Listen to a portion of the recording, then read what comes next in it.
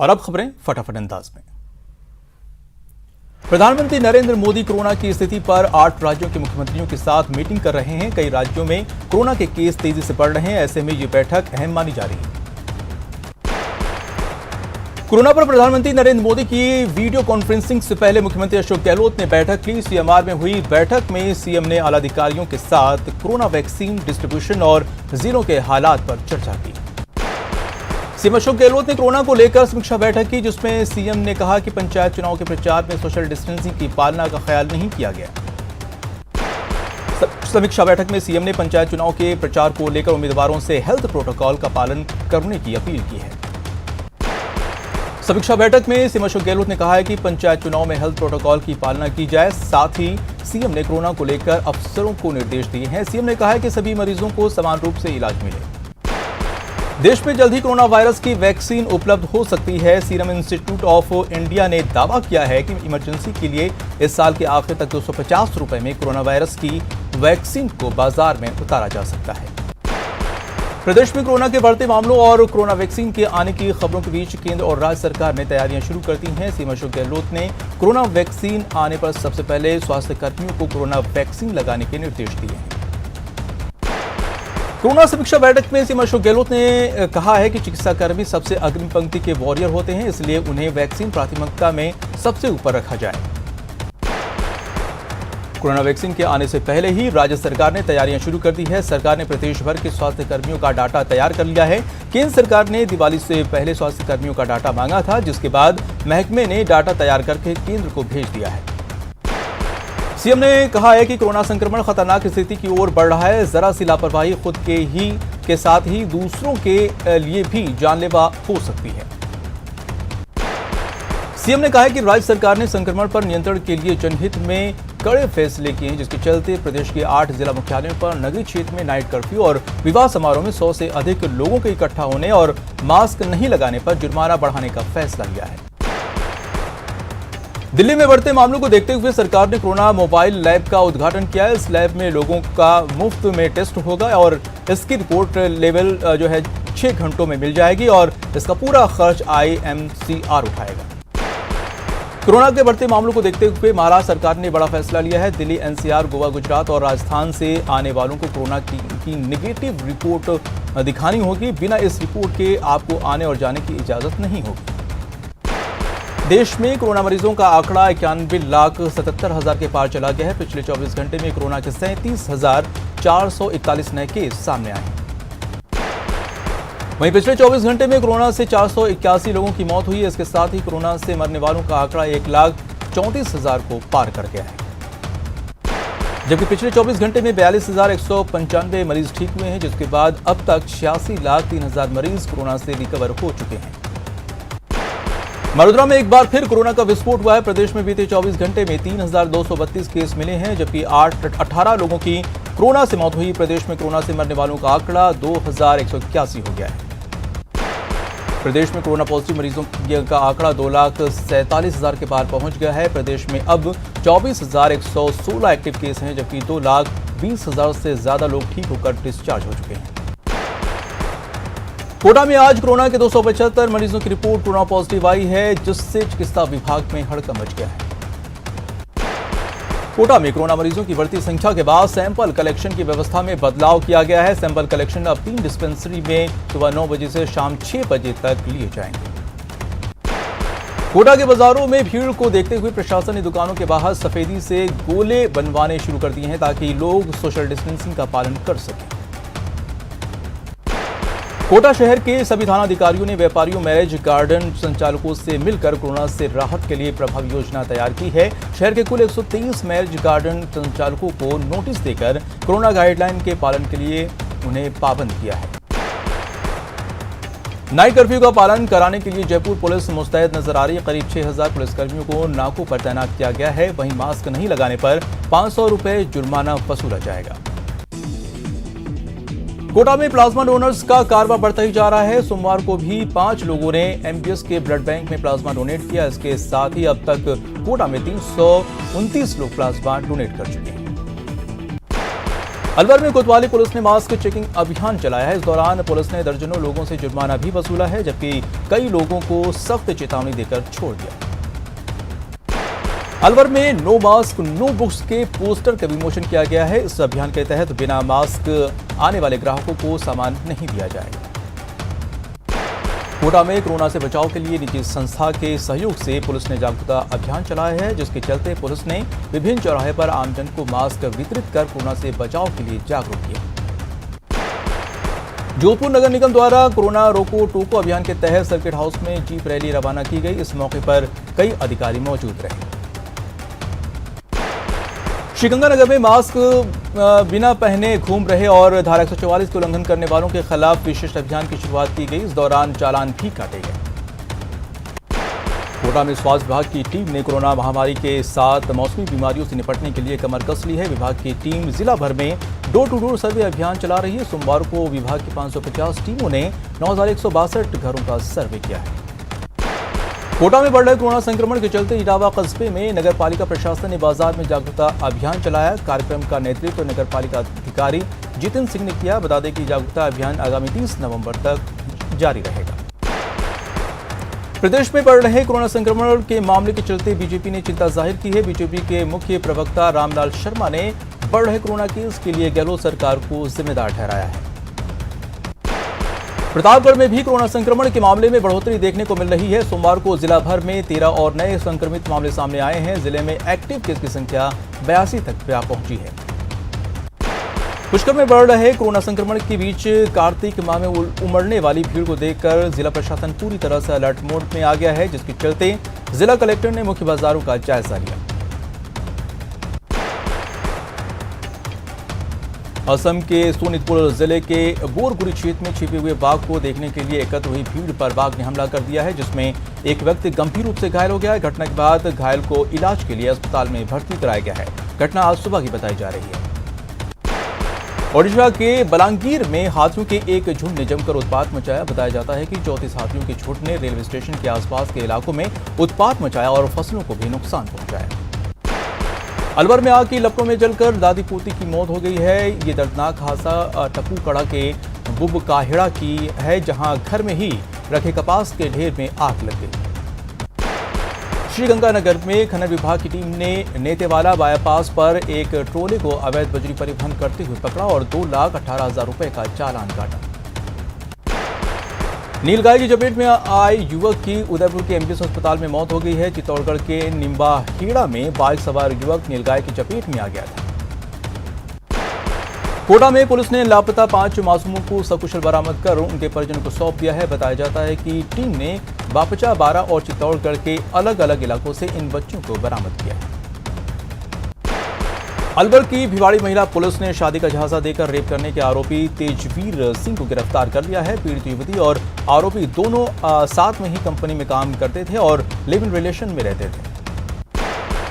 भरतपुर की डी उपखंड के खेड़ा ब्राह्मण में ट्रैक्टर पलट जाने से 2 लोग गंभीर रूप से घायल हो गए, जिन्हें इलाज के लिए अस्पताल में भर्ती कराया गया। बैंक धोखाधड़ी के आरोपी यूपी से गिरफ्तार 5 आरोपियों से पूछताछ में 100 से ज्यादा वारदातों का खुलासा हुआ है। इन जालसाजों ने जोधपुर के भी 8 लोगों से धोखाधड़ी कर लाखों रुपए की ठगी की है। ये शातिर जालसाज बैंक में बड़ी राशि वाले खातों की जानकारी हासिल कर उसका फर्जी चेक बनाते थे और फिर पैसे निकाल लेते थे। जोधपुर के बलदेव नगर की रहने वाली एक बुजुर्ग महिला के खाते से उन्होंने 49 लाख रुपए निकाले थे। अलवर में हैवानियत सामने आई है, जहां एक दरिंदे ने अपने दोस्त की मां के साथ रेप किया। इतना ही नहीं, पहचान छुपाने के लिए महिला को जान से भी मारने की कोशिश की। पुलिस ने आरोपी को गिरफ्तार कर लिया है। डूंगरपुर के कोतवाली थाना क्षेत्र में एक तेज रफ्तार कार ने 10 वर्षीय बच्चे को रौंद दिया। हादसे में कराल घाटा गांव निवासी विकेश गमेती की मौके पर ही मौत हो गई। बाड़मेर में 5 पंचायत समितियों में चल रहे मतदान के दौरान मतदान केंद्रों के आगे मतदाताओं को रिझाने के लिए अवैध डोडा पोस्ट और अफीम की जमकर मनुहारें हुई और विभिन्न पार्टियों के प्रत्याशियों ने पोलिंग बूथ के पास में ही इन मनुहारे के दौर को चालू किया है।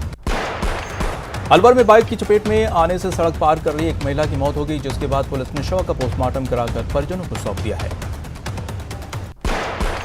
सीकर में पुलिस ने लूट की बड़ी वारदात का खुलासा करते हुए 2 आरोपियों को गिरफ्तार किया है। साथ ही उनके पास से लूटी हुई कार भी बरामद की है। पाली के कोतवाली थाना क्षेत्र में मामूली बात के चलते एक युवक ने अपनी पड़ोसी की हत्या कर दी। घटना के बाद आरोपी युवक मौके से फरार हो गया। मौके पर पहुंची पुलिस ने शव को अपने कब्जे में लेकर पोस्टमार्टम के लिए भेज दिया है। धौलपुर में पुलिस ने अवैध शराब के खिलाफ बड़ी कार्रवाई की है। कार्रवाई के दौरान हथकढ़ शराब के करीब 100 से अधिक भट्टियों को नष्ट किया है।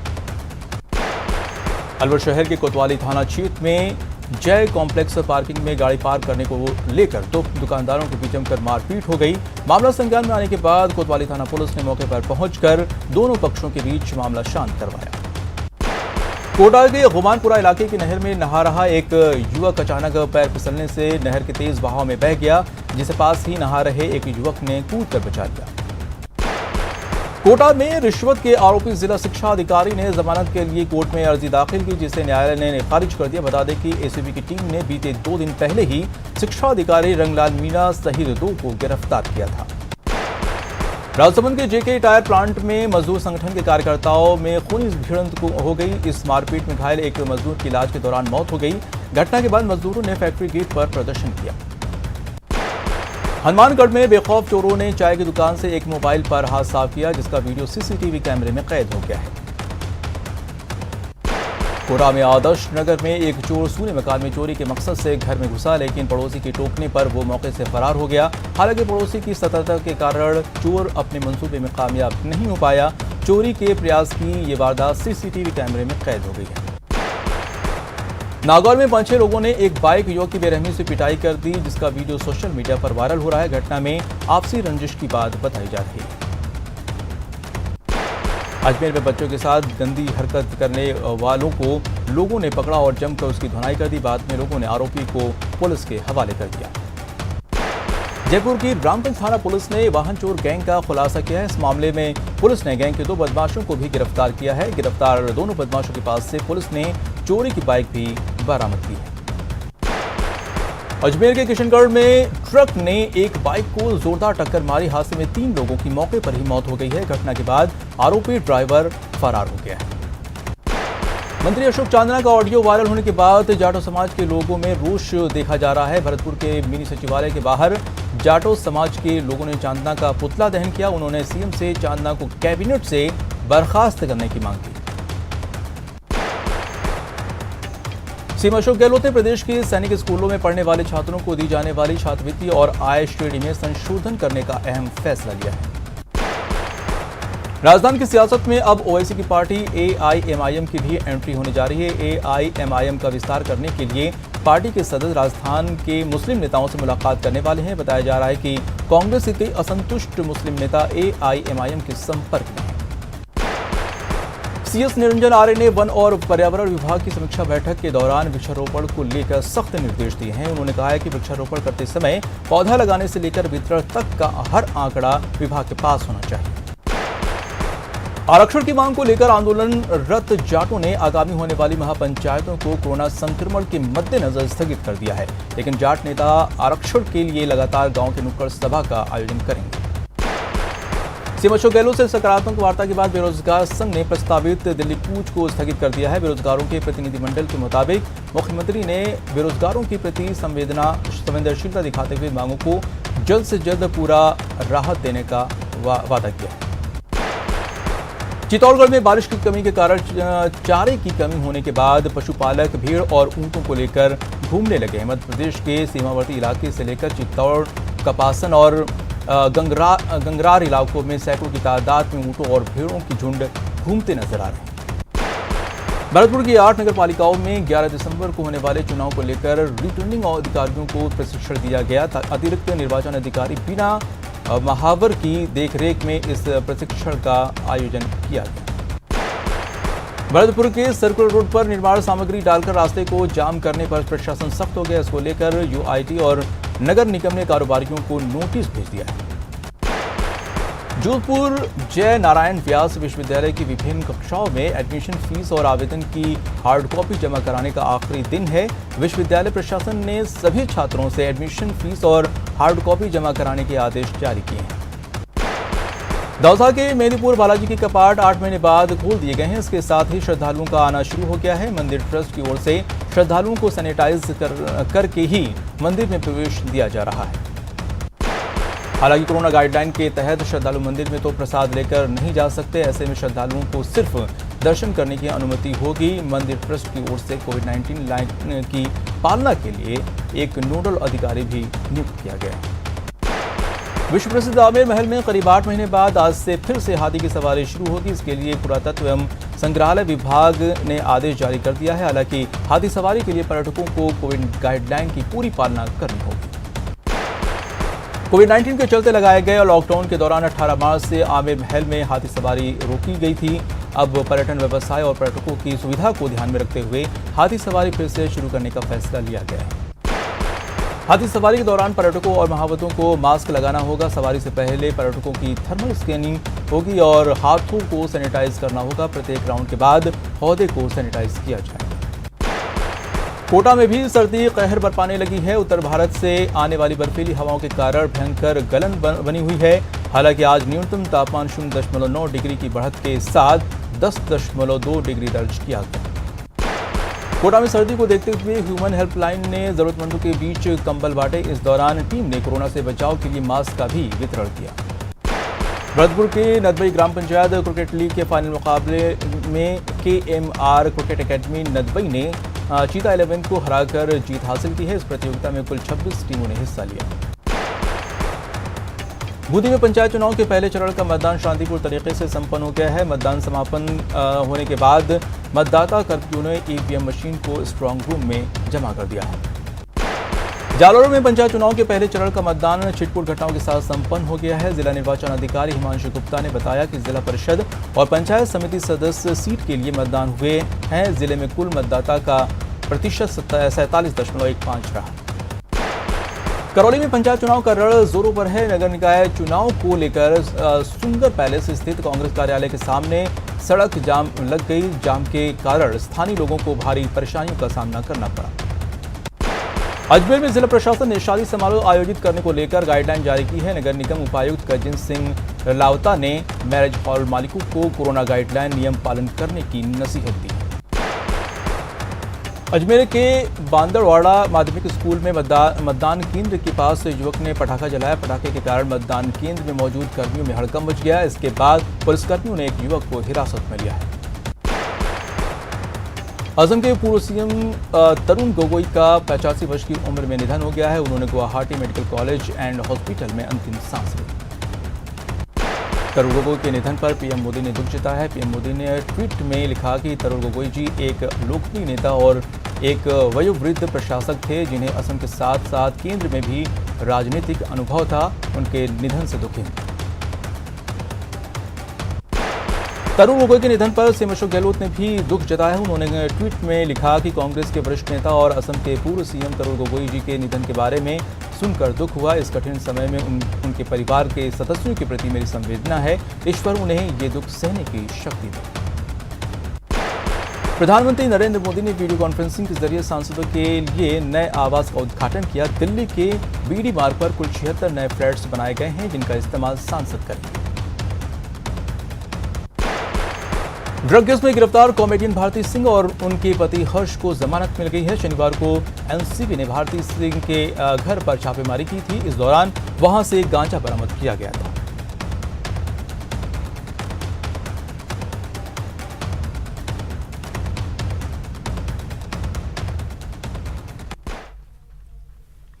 तो हेल्दी रहने के लिए सबसे जरूरी है दूध। शरीर में क्वालिटी प्रोटीन और कैल्शियम के लिए जरूरी है दूध। तो पीजिए हर रोज एक ग्लास अमूल दूध। Stay home stay fit. फिलहाल ब्रेक।